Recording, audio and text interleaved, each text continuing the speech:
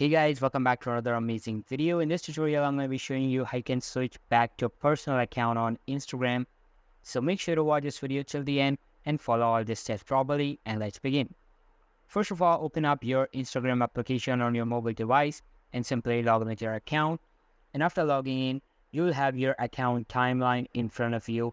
Now click on the profile located at the bottom right corner of your screen and you'll be brought to your profile page. Now, there are two ways you can switch your account type. First one is by selecting the professional account tab and then accessing the settings icon at the top right corner. The second way is by clicking on the hamburger menu and then selecting account. Scroll down a bit and select switch account type. Now you have successfully changed your account from professional account to a personal account. And that's how you can switch back to personal account on Instagram. So that's all for today's video, guys. Hope you liked the video. I'll be meeting you in the next one. See you soon. Bye.